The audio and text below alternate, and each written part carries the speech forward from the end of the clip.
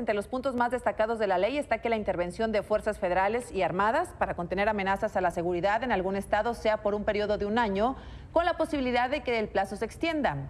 El presidente podrá ordenar por sí mismo, a petición de las legislaturas locales o de los gobernadores, la intervención de la Federación, previa emisión de una declaratoria de protección a la seguridad interior. Las Fuerzas Armadas, como son el Ejército, la Marina y la Fuerza Aérea, solo intervendrán cuando las capacidades de las fuerzas federales resulten insuficientes para contener las amenazas.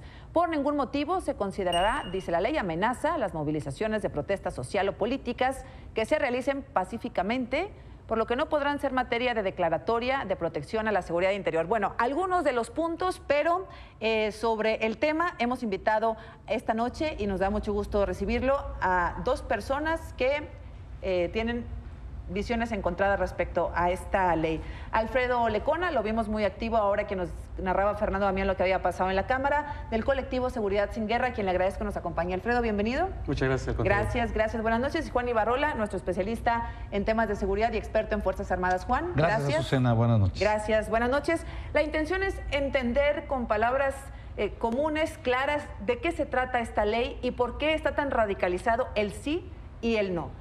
Alfredo, tú te has manifestado por el no a esta ley de seguridad. ¿Por qué? Rotundamente. Es la voz de más de 250 organizaciones de la sociedad civil, más de 200 personas que nos agrupamos en este colectivo que se llama Seguridad Sin Guerra, que nos integramos hace 1 año en los primeros intentos de transitar esta ley en el Congreso.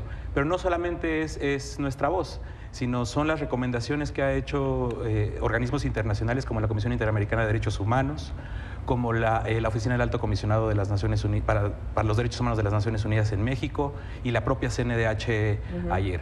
Es una ley que su reflejo está en lo que pasó hoy mismo en el Congreso. Una ley que manda a la opacidad el actuar de las Fuerzas Armadas, que deja a discrecionalidad prácticamente del Ejecutivo, o sea, en este caso del Presidente de la República, el uso y la declaratoria de seguridad interior, que no es más que un parche, una etiqueta para poder hacer uso discrecional de las Fuerzas Armadas sin rendición de cuentas. A ver, Alfredo, si me escucha la producción, teníamos los puntos, Raúl. Juan Ibarrola, ¿por qué sí la ley de seguridad? Bueno, porque hay que civilizar a la seguridad interior, no hay que militarizarla, que es precisamente lo que una ley de seguridad interior debe de hacer. Difiero, y lo digo con todo respeto, porque cuando se habla de militarizar un país a partir de una ley, debemos entender que este país ya está militarizado. A ver, ¿quién hace la seguridad pública en este país? Los militares. ¿Quién atiende temas, por ejemplo, de desastres naturales en este país? Los militares. ¿Quién tiene campañas efectivas de reforestación, de salud, de alimentación? Los militares. Lo que pasa es que si queremos entender la militarización como algo negativo, bueno, pues así habrá que verlo, pero no es así. ¿Qué pasaría si no hubieran estado desde hace más de 10 años los militares en las calles? Querida Azucena, y lo digo con respeto, Alfredo, sería un país terrible el que ya es en materia de seguridad pública. No queriéndome meter ahorita en la parte de derechos humanos, esta podemos, si quieren, abordarla rápidamente. Sin embargo, creo que sí es muy importante entenderlo así. Se tienen que responsabilizar a los alcaldes y a los gobernadores de este país, sin duda, vía una ley de seguridad interior, para acotar precisamente la participación de las Fuerzas Armadas, porque las Fuerzas Armadas no quieren estar ahí. No se pueden regresar a sus cuarteles porque nunca han estado en los cuarteles. Están haciendo labores desde hace por lo menos 70 años en este país los militares. Entonces, regresar a sus cuarteles no es el tema, es regresarlos a sus funciones naturales, no es acotarlos. Los soldados no reprimen socialmente, desde por lo menos hace 49 años. Es decir, no van a reprimir una manifestación en las calles. Y rápidamente recordemos el caso de que cuando Ernesto Zedillo lo quiso hacer, o cuando Fox lo quiso hacer, le dijeron que no. Alfredo.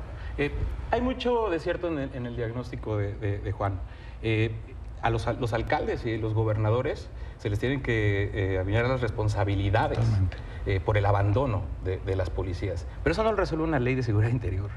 Nosotros hemos dicho que se debe de convocar a un diálogo donde quepan las voces tanto de los gobernantes como de las personas que se dedican a la defensa de los derechos humanos, que empíricamente y lamentable y trágicamente han visto cómo en estos 10 años de la llamada guerra contra el narcotráfico han incrementado las violaciones graves a derechos humanos. Es una realidad en el país. O sea, no por nada han venido los organismos internacionales como la CIDH a señalarnos que estamos inmersos en una grave crisis de derechos humanos.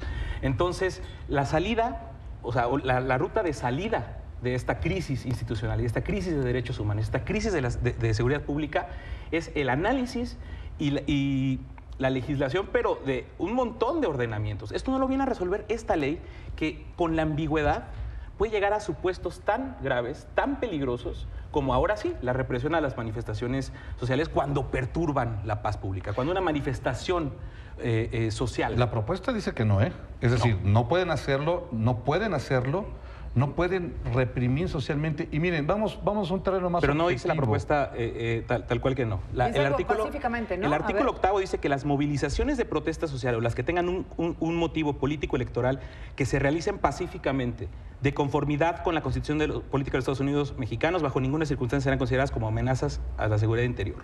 Que se realicen pacíficamente. La interpretación, es la interpretación. Si se rompe un vidrio, si algo pasa... Bueno, yo creo que aquí, y creo que tienes toda la razón en cuanto a lo que es la letra de lo que está diciendo esta propuesta. Recordemos que es propuesta y tiene que pasar, tiene que mejorar. Ya es minuta. Bueno, tiene que mejorar. Por supuesto que tienen que meterle mano los senadores y hacer algo que... O sea, ¿tú crees que en el funcione. Senado deberían de haber un cambio para regresar la diputados? Yo lo que creo es de que sí debemos de tener una ley de seguridad interior ante las circunstancias, no solamente de violaciones de derechos humanos que se viven en el país. Quien viola más derechos humanos en este país es el Instituto Mexicano de Seguridad Social, y eso no se dice.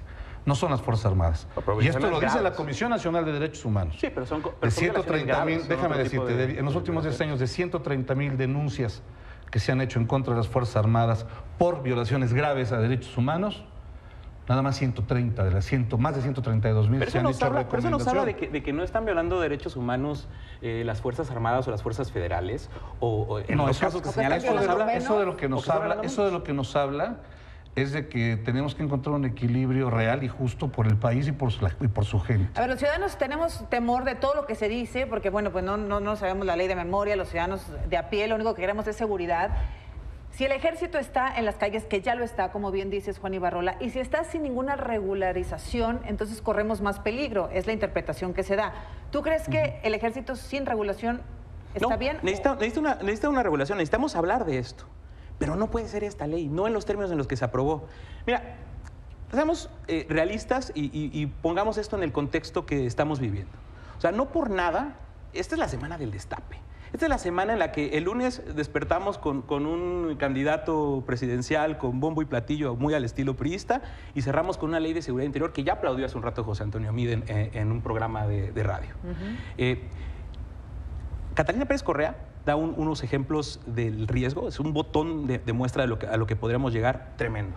Esta discrecionalidad del uso de las Fuerzas Armadas. Dame 3 ejemplos. Sí, un ejemplo así de volada. Digamos que estamos en elecciones y que el presidente de la República decide militarizar determinada zona, hacer esta declaratoria, y eso le brindaría a la gente la capacidad o la certeza o la seguridad, la certidumbre para salir a emitir su voto. En toda una región que favorezca al Partido Revolucionario Institucional y no lo haga de la misma forma. ¿Se puede, Perdón, no.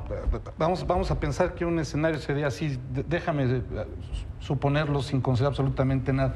Yo te la cambio. Vamos a pensar que las próximas elecciones del 2018, la delincuencia organizada tenga tan controladas tantas zonas que no puedan darse elecciones.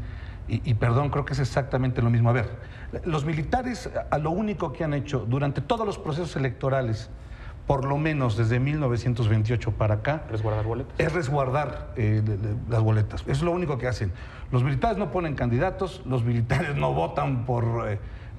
o no generan las condiciones para que se desarrolle un candidato, ni mucho menos lo ponen. Ya se demostró en el 2000, se demostró en el 2006, que los militares tienen que ser leales a una institución presidencial en un determinado momento. Es una función natural y así tiene que ser. Sin embargo, no, coincido contigo en los tiempos políticos, pero déjame llevarlo al terreno social, al que verdaderamente le interesa a la gente.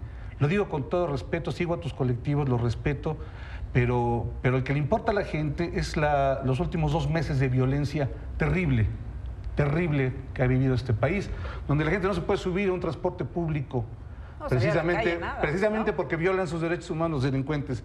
No puede salir a trabajar de una manera normal un médico en Chihuahua porque lo secuestran o lo extorsionan. Pero Juan, llegamos a esto, o sea, llegamos a estos meses de violencia brutal con esta estrategia que hoy se está intentando perpetuar. Porque el ejército ya está en la calle y tampoco ha mejorado, ¿no? Precisamente por eso menciono la importancia de que cada quien tenga una responsabilidad que hoy no tienen. Déjenme ponerles un ejemplo. No hay un solo gobernador, un solo alcalde, un solo diputado o senador que no hayan asumido su función de gobierno o legislativa, que no conocen otra forma que sea con los militares en la calle. Claro. Es decir, que los militares se encarguen, que para eso están los militares, porque los militares violan derechos humanos, porque pues, los militares utilizan el exceso de la fuerza. Esa es la posición cómoda de los gobernadores, en contra, ¿no?, de los pobrecitos criminales. A ver, no. Se necesita acotar la participación militar por fuerza. Es más, tenemos no hacerla discrecional. Tenemos un riesgo de seguridad nacional. Créeme que es una cuestión de interpretación. Como lo entiendo yo, es como acotar esa participación para que les digan dónde, por qué, ahí está el problema, Juan. bajo qué escenario tienen que actuar las Fuerzas Armadas. Es que si queda como una cuestión de interpretación por la ambigüedad de la ley, corremos un grave riesgo. O sea, aquí sí en todo momento dicen todo será con respeto a los derechos humanos. O con respeto a los derechos humanos. Sí, así dice. Pero no hay mecanismos que garanticen ese respeto a los derechos humanos. Sobre lo de las elecciones o sobre un escenario así. Artículo 16 de la Ley de Seguridad Interior. Minuta de la Ley de Seguridad Interior.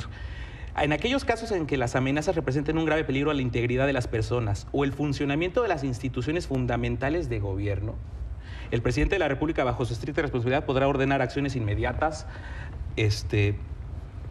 Sí, siempre y cuando el gobernador, el alcalde le pida al gobernador apoyo y el gobernador le pida apoyo a las fuerzas federales. Pero las instituciones fundamentales de gobierno, ¿cuántas podría haber en esa discrecionalidad de instituciones fundamentales de gobierno de una vulneración?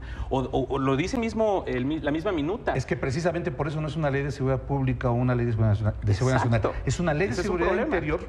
Es una ley de seguridad interior, debemos entenderlo así. ¿Está disfrazando funciones de seguridad pública? No, perdón, yo lo veo de una manera diferente. Yo lo veo como el hecho de que cuando las instituciones municipales o estatales no están cumpliendo, que hoy pasa en gran parte de la República, claro. Y esto, vamos, no lo digo yo, lo han dicho los militares, o sea, recuperan un espacio, se lo entregan nuevamente a la autoridad civil y lo vuelven a perder. Claro. Y lo vuelven a perder en función de desproteger al ciudadano. Es que estoy totalmente de acuerdo. Es que aquí es donde estamos completamente de acuerdo.